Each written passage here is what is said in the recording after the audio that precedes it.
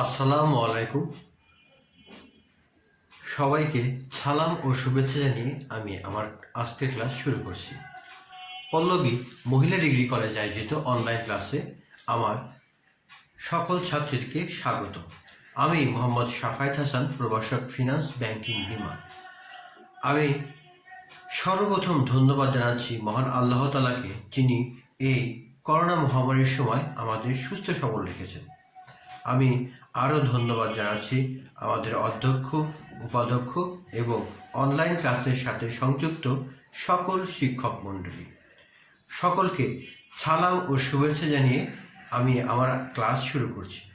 আমি সর্বপ্রথম মহান আল্লাহ তাআলার কাছে কৃতজ্ঞতা প্রকাশ করছি, তিনি এই করোনা মহামারীর সময় আমাদের সুস্থ সবল রেখেছেন। আমি আল্লাহর কাছে লাখ লাখ শুকরিয়া আদায় করতেছি।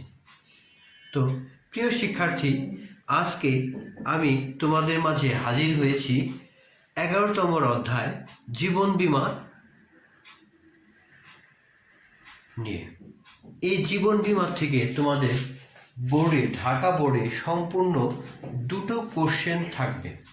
অর্থাৎ ঢাকা বোর্ডে তোমাদের এখান থেকে 2টি প্রশ্ন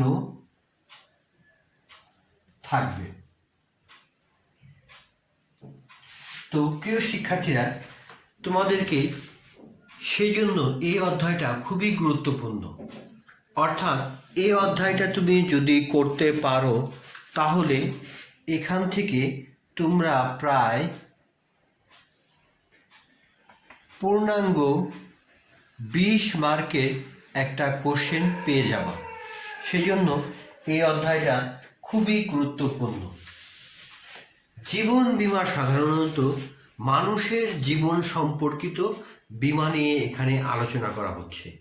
অর্থাৎ একজন মানুষের কিভাবে জীবন বীমা করা হয় সেই সম্পর্কে বিস্তারিত আজকের ক্লাসে আমি তোমাদেরকে বুঝিয়ে দেব। তো প্রিয় শিক্ষার্থী, তোমাদেরকে প্রথমেই আমরা এই অধ্যায়ের ধারণাটা সম্পর্কে দিলাম। অর্থাৎ যে মানুষের জীবন এবং জীবন সম্পর্কিত যে বিপদ আপদ, তার বিরুদ্ধে প্রতিরক্ষামূলক ব্যবস্থা, এই সম্পর্কিত নিয়ে আজকে এই জীবন বীমা অধ্যায়ের আলোচনা। তো আমার প্রিয় শিক্ষার্থী, তোমাদেরকে শুভেচ্ছা ও স্বাগতম জানিয়ে আমার ক্লাস শুরু করছি। ক্লাস শুরুর প্রথমেই 1 মার্কের একটা কোশ্চেন, সেটা আমরা পড়ব। এটা আসবেই তোমাদের মাঝে। দেখবা জীবন বীমা কি। দেখো, তোমার বইতে স্পষ্টভাবে দেওয়া আছে, মানুষের জীবন সংশ্লিষ্ট ঝুঁকি আর্থিকভাবে মোকাবেলার ব্যবস্থাই হলো জীবন বীমা। অর্থাৎ মানুষের জীবন যে সকল বিপদ আপদ বা ঝুঁকি বিদ্যমান, এই ঝুঁকির বিপক্ষে আর্থিকভাবে মোকাবেলা নামই হলো জীবন বীমা। অর্থাৎ জীবন বীমাটা কি? মানুষের জীবন সংশ্লিষ্ট ঝুঁকি আর্থিকভাবে মোকাবেলার ব্যবস্থাই হলো জীবন বীমা। অর্থাৎ মানুষের যে জীবনের যে সমস্ত ঝুঁকি এবং বিপদ আপদ আছে, সেই সকল বিপদ আপদকে আর্থিকভাবে মোকাবেলার ব্যবস্থাই হলো জীবন বীমা। তাহলে খুব সহজেই তোমরা এই 1 মার্কের কোশ্চেনটা পেয়ে গেলে যে জীবন বীমা। তো প্রিয় শিক্ষার্থী, আমরা আজকের ক্লাসে জানব জীবন বীমার বৈশিষ্ট্য, অর্থাৎ জীবন বীমা কি, জীবন বীমার বৈশিষ্ট্য এবং জীবন বীমার শ্রেণীবিভাগে মেয়াদি বা বীমাপত্রের মেয়াদের ভিত্তিতে শ্রেণীবিভাগ যেটা আছে সেটা সম্পর্কে আজকের ক্লাসে আলোচনা করব। এই সংক্ষিপ্ত আলোচনায় তোমরা বিস্তারিত জানতে পারবে। তো প্রিয় শিক্ষার্থী, তাহলে আমরা এখন পড়ব জীবন বীমার বৈশিষ্ট্য। দেখো, জীবন বীমার বৈশিষ্ট্য কি কি বৈশিষ্ট্য আছে আমরা একটু দেখি। মানব জীবন সংশ্লিষ্টতা, 2 নিশ্চয়তা, 3 বীমাযোগ্য স্বার্থ, 4 চূড়ান্ত সদিশ্বাসের সম্পর্ক। 5 সঞ্চয় ও বিনিয়োগের উদ্দেশ্য। 6 মনোনয়ন ও হস্তান্তর। 7 সমর্পণ মূল্য। 8 মৃত্যুহার পুঁজি। এই 8টা পয়েন্ট আমরা এখন বিস্তারিত আলোচনা করব। তো বিস্তারিত আলোচনার প্রথমে আসে 1 নাম্বার, দেখো মানব জীবন সংশ্লিষ্টতা, অর্থাৎ মানব জীবনের সংশ্লিষ্টতা। দেখো এরূপ চুক্তি সবসময় মানব জীবনের সাথে সংশ্লিষ্ট। কোনো ব্যক্তির মৃত্যু হলে, ব্যক্তি অক্ষম হলে, বার্ধক্যজনিত কারণে বা ব্যক্তি জীবনের একটা নির্দিষ্ট সময়ের পরে অর্থ প্রদানের প্রতিশ্রুতি এরূপ চুক্তির মূল বিষয়। অর্থাৎ যে জীবন বীমাটা সারা বিশ্বব্যাপী ব্যাপকভাবে পরিচিত। এই পরিচিত কেন হয়েছে? এই মানব জীবন সংশ্লিষ্টতার কারণে। কারণ এখানে মানুষের জীবন সংশ্লিষ্টতা থাকবে, অর্থাৎ মানুষ কোনো কারণে মৃত্যুবরণ করলে বা কর্মক্ষম হলে বা পঙ্গুত্ব বরণ করলে তখন এই বিমা কার্যকারিতা থাকবে। অর্থাৎ এই ক্ষেত্রে আমরা দেখা গেছে যে কোনো ব্যক্তির মৃত্যু হলে, ব্যক্তি অক্ষম হলে, বার্ধক্যজনিত কারণে বা ব্যক্তি জীবনের একটি নির্দিষ্ট সময় পর অর্থ প্রদানের প্রতিশ্রুতি এরূপ চুক্তির মূল বিষয়। অর্থাৎ মানুষের যদি সংশ্লিষ্ট কোনো ক্ষতি হয় তাহলে এই বিমার সাথে সংশ্লিষ্ট। তাহলে নিশ্চয় তোমরা এইটা ভালো মতো বুঝতে পেরেছ। তারপর দেখো নিশ্চয়তা চুক্তি। এই কোশ্চেনটা খুবই গুরুত্বপূর্ণ। জীবন বীমাকে কেন নিশ্চয়তা চুক্তি বলা হয়?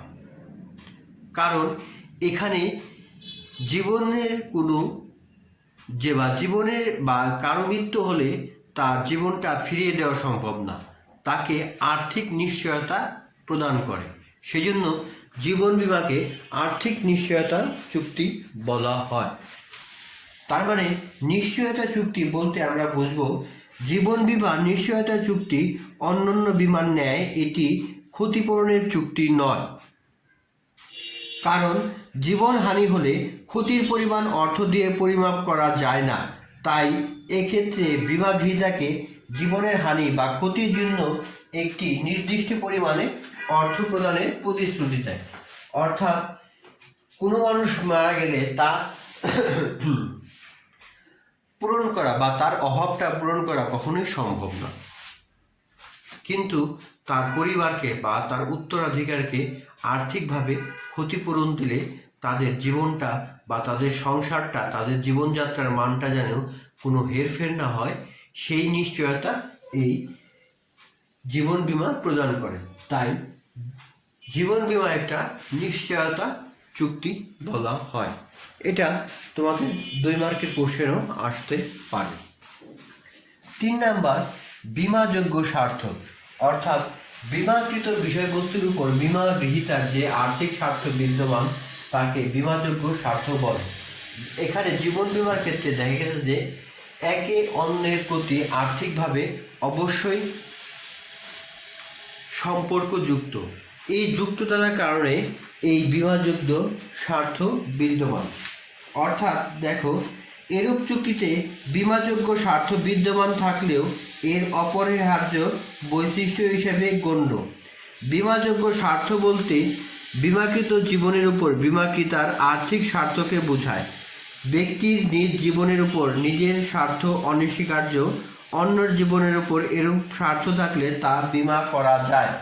অর্থাৎ এই স্বার্থটা যার উপরে বিদ্যমান থাকবে সেই ক্ষেত্রে আমরা বীমা করতে পারবো।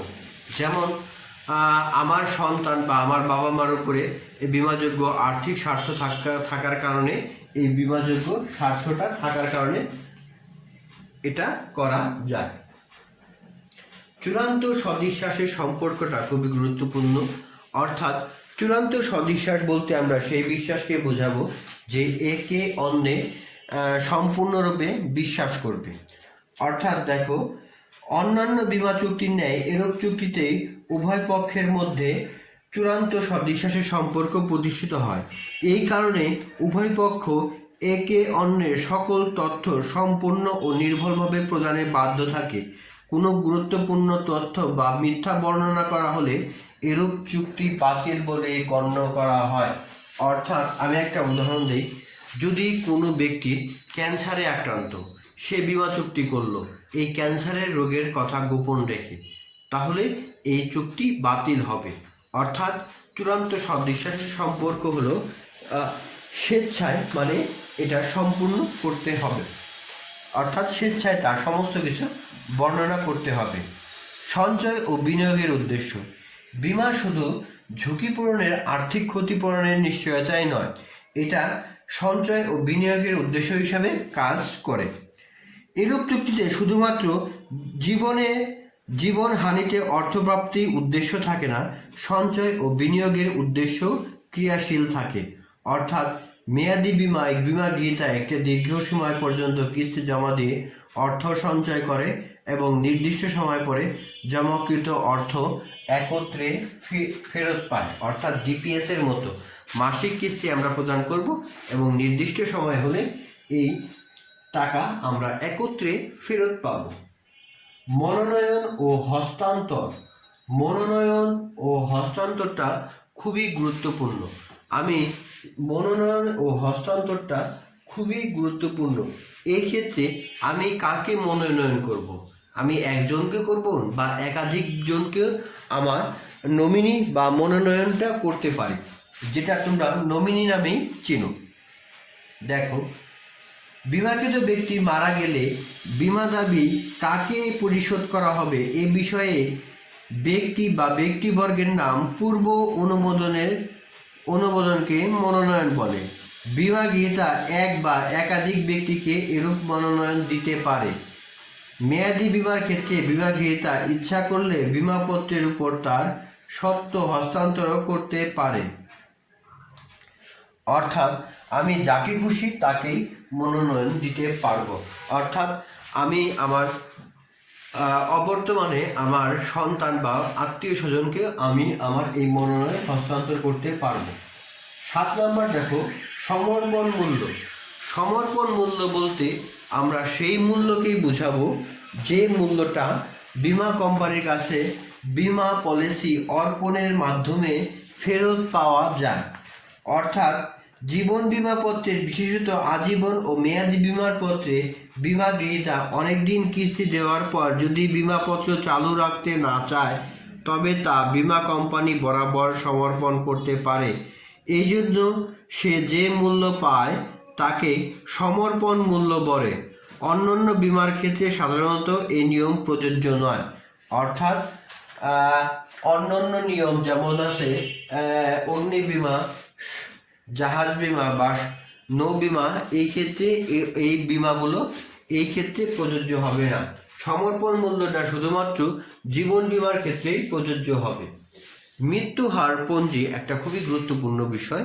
মৃত্যু হার পঞ্জিটা হলো যে পরিসংখ্যান অধিদপ্তর মানুষের কয়েক বছর পর পরে যে আদমশুমারি হয়, সেটাই হলো মৃত্যু হার পঞ্জি, বা এটাও একটা মৃত্যু হার পঞ্জির বৈশিষ্ট্য। মানুষের জীবন মৃত্যু ঝুঁকির উপর প্রিমিয়ামের হার নির্ভর করে। বিভিন্ন বয়সের ব্যক্তিবর্গের মৃত্যুর সম্ভাবনা মৃত্যু হার পঞ্জি থেকে জানা যায়। এরূপ পঞ্জি হলো নির্দিষ্ট বয়ক্রম অনুযায়ী অতীত মৃত্যু হারের একটি হাজার ভিত্তিক পরিসংখ্যান। অর্থাৎ 1000-এ মানুষ কতজন মারা যাচ্ছে বা কোন বয়সের মানুষ কতজন মারা যাচ্ছে তার বিস্তারিত বর্ণনা এখানে দেওয়া থাকে। তাহলে প্রিয় শিক্ষার্থী, আশা করছি তোমরা বুঝতে পেরেছ, জীবন বীমার বৈশিষ্ট্যটা ভালো মতো বুঝতে পেরেছ। অর্থাৎ জীবন বীমার বৈশিষ্ট্য হলো মানব জীবন সংশ্লিষ্টতা, নিশ্চয়তা চুক্তি, বিমাযোগ্য স্বার্থ, চূড়ান্ত সদিশ্বাসের সম্পর্ক, সঞ্চয় ও বিনিয়োগের উদ্দেশ্য, মনোনয়ন ও হস্তান্তর, সমর্পণ মূল্য, আর হলো মৃত্যু হার পঞ্জি। আশা করছি এই অংশটা তোমরা ভালো মতো বুঝতে পেরেছ। আমি এখন জীবন বীমার শ্রেণীবিভাগ নিয়ে আলোচনা করব।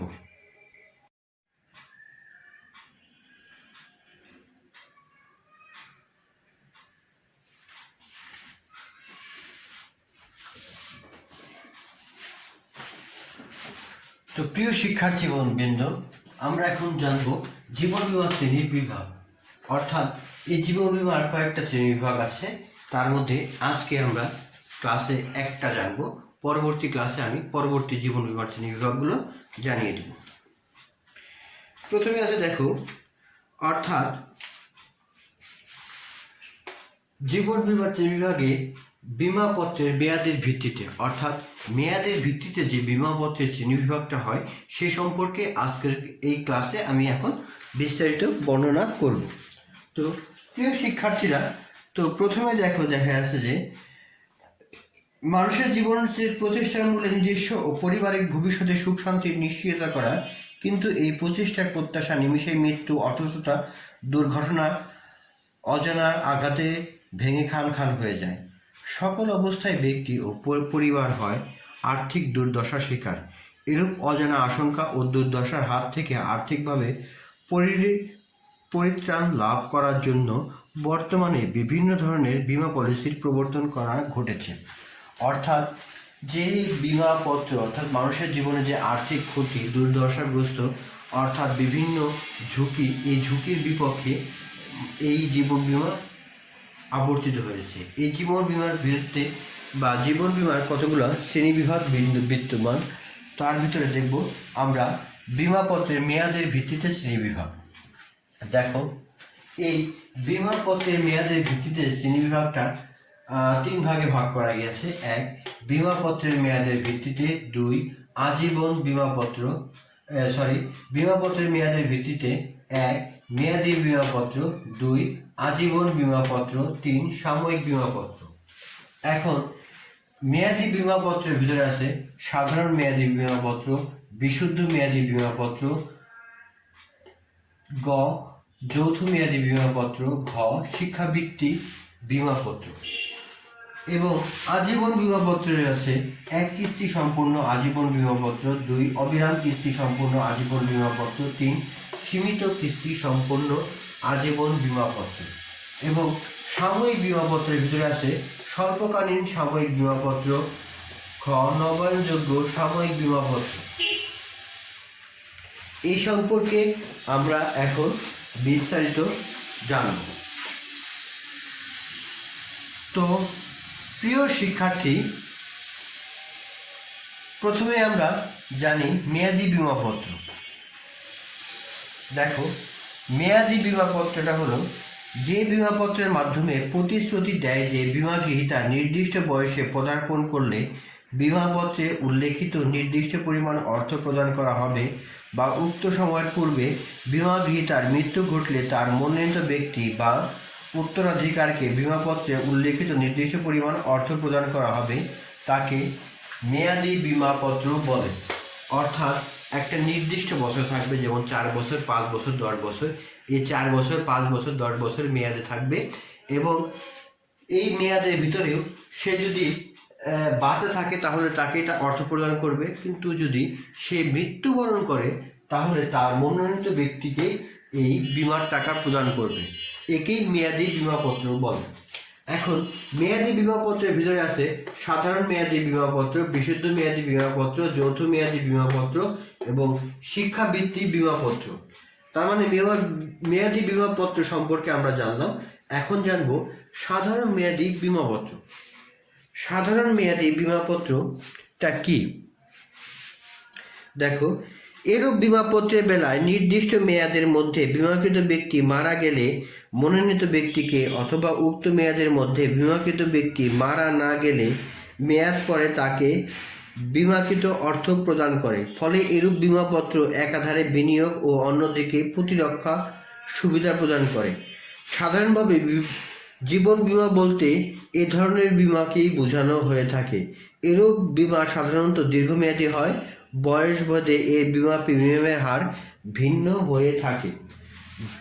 অর্থাৎ এই সাধারণ মেয়াদি বিমাপত্র বলতে আমরা এই জীবন বিমার যে বিমা প্রিমিয়ামটা সেটাকেই বোঝাবো। অর্থাৎ এখানে একটা নির্দিষ্ট মেয়াদ থাকবে, এই মেয়াদে বা মেয়াদের ভিতরে বা মেয়াদ পূর্ণ হলে তাকে অর্থ দেবে, অথবা মেয়াদের ভিতরে যদি ওই মনোনীত ব্যক্তি, বিমাকারী ব্যক্তি যদি মারা যায় তাহলে কি করবে? এই তার উত্তরাধিকার বা তার মনোনীত ব্যক্তিকে এই বিমার অর্থ প্রদান করবে। তাহলে খুব সহজে আমরা বুঝতে পারলাম। খ, বিশুদ্ধ মেয়াদী বিমাপত্র কাকে বলে আমরা এখন একটু দেখি। বিশুদ্ধ মেয়াদে বিমাপত্র, দেখো, যে বিমাপত্রের ক্ষেত্রে নির্দিষ্ট মেয়াদের জন্য বিমাপত্র খোলা হয় এবং ওই মেয়াদ উত্তীর্ণ হলে শুধুমাত্র বিমাগ্রহীতা বিমা দাবি অর্থ লাভ করে তাকে বিশুদ্ধ মেয়াদী বিমাপত্র বলে। এর মধ্যে বিমাকারী ব্যক্তি মারা যায় তা বিমাগ্রহীতা তার উত্তরাধিকার কোনো অর্থ পায় না। এরূপ বিমার মূলত কোনো ব্যক্তি বেশি দিন বেঁচে থাকে সেক্ষেত্রে নির্দিষ্ট মেয়াদের পর আর্থিক নিশ্চয়তার ব্যবস্থা। এরূপ বিমাপত্র সাধারণত 5 থেকে 10 বছর মেয়াদী হয়, এতে প্রিমিয়ামের পরিমাণ কম হয়। এটি মূলত সামরিক বিমাপত্রের বিপরীত। অর্থাৎ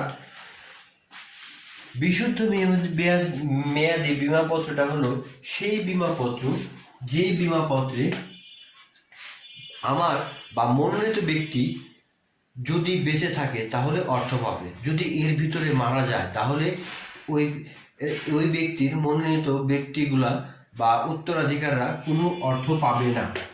অর্থাৎ এটা সাময়িক বিমাপত্রের বিপরীত বিমাপত্র হিসেবে উল্লেখিত। সাধারণত 5 থেকে 10 বছর মেয়াদি এই বিমাপত্র করা হয়। এই বিমাপত্রের প্রিমিয়ামের হারটাও কম হয় এবং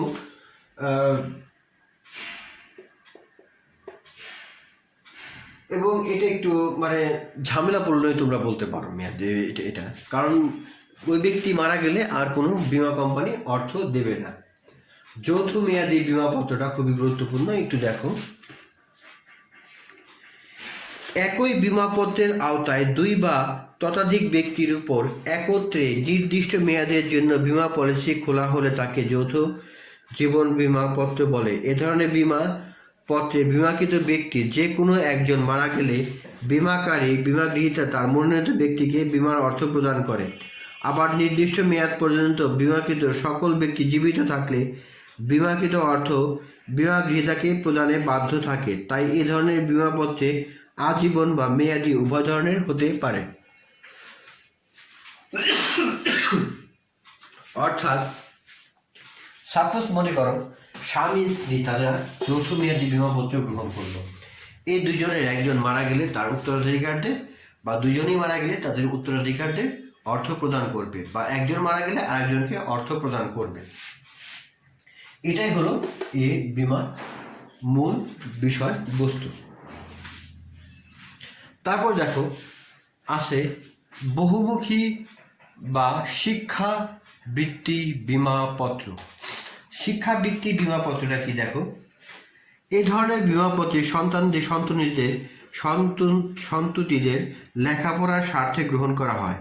এক্ষেত্রে বিমাগ্রহীতা নির্দিষ্ট মেয়াদের জন্য শিক্ষাবৃত্তি বিমাপত্র খুলে বিমা কিস্তির অর্থ প্রদান করে থাকে এবং মেয়াদ শেষে আবার বিমাকারী নির্দিষ্ট সময় পর্যন্ত বিমাপত্রে উল্লেখিত পোষ্য বা সন্তানকে শিক্ষাবৃত্তি হিসাবে নির্দিষ্ট সময় পরে বৃত্তি হিসাবে অর্থ প্রদান করে। বিমাগ্রহীতা যদি নির্দিষ্ট মেয়াদের আগে মারা যায় তবে আর বিমা কিস্তির অর্থ প্রদানের প্রয়োজন পড়ে না।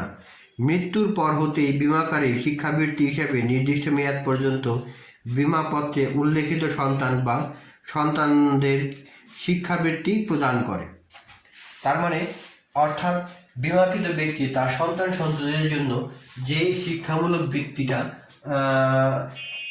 বিমা কোম্পানির কাছে প্রদান করবে সেটাই হলো শিক্ষাবৃত্তি বিমা। আরেকটা আছে দেখো বহুমুখী উদ্দেশ্য সম্পন্ন বিমাপত্র। অর্থাৎ বহুমুখী উদ্দেশ্য, এখানে বিভিন্ন উদ্দেশ্য সম্পর্কিত বিমা এখানে হয়ে থাকে।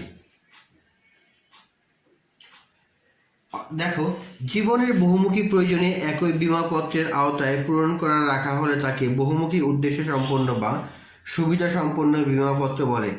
মানুষের মৃত্যু, পঙ্গুত্ব, অসুস্থতা, বেকারত্ব, সন্তানদের লেখাপড়া, মেয়েদের বিবাহ ইত্যাদি একাধিক বিষয়ে অর্থপ্রাপ্তির নিশ্চয়তা এরূপ বিমাপত্র প্রদান করা হয়ে থাকে।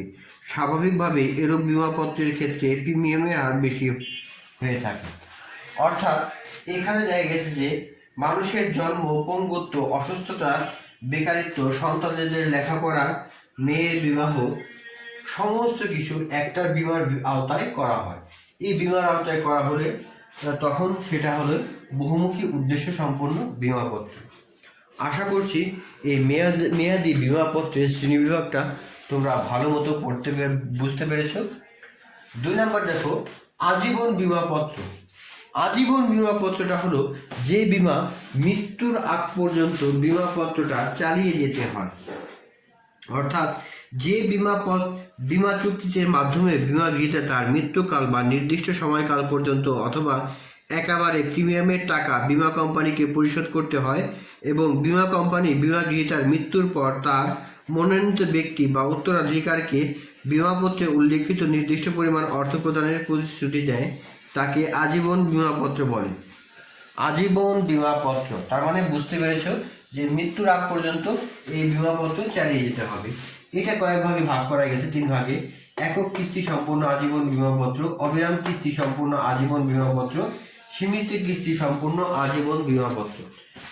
এখন আমরা একক কিস্তি সম্পূর্ণ আজীবন বিমাপত্রটা একটু পড়ব। দেখো, যে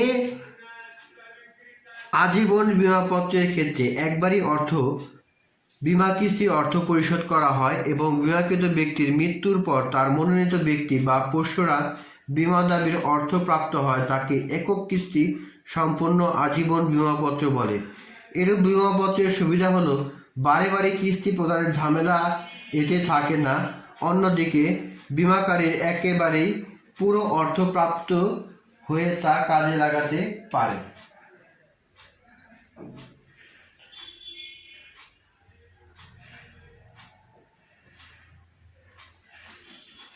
দেখা গেছে যে এই ক্ষেত্রে এক কিস্তিতে দেখা গেছে যে বড় একটা অ্যামাউন্ট এটা বিমা কোম্পানিকে প্রদান করা হয় এবং মৃত্যুর পরে তার মনোনীত ব্যক্তিকে সম্পূর্ণ টাকা বিমার লাভ সহ এই টাকাগুলো প্রদান করে।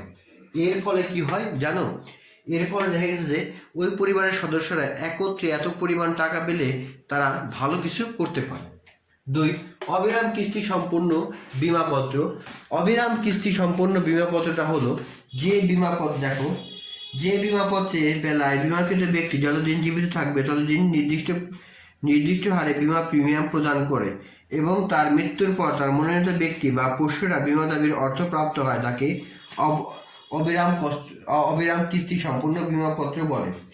জীবনের শেষ ভাগে এসে মানুষের আয় রোজগার কমে গেলেও বিমা গ্রহীতাকে চালিয়ে যেতে হয় বিধায় বর্তমানে এটা সীমিত। অর্থাৎ অবিরামে কিস্তি সম্পূর্ণ আজীবন বিমাপত্রটা হলো যে প্রত্যেক মাসে বা নির্দিষ্ট সময় পর পরে এই কিস্তি প্রদান করতে হয়।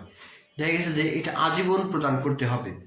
যেমন করোনা মহামারীর সময় আমাদের এখন আর্থিক সামর্থ্য কম হলে যদি কেউ আর্থিক সংকটে পড়ে তাও এই কিস্তি চালিয়ে যেতে হবে।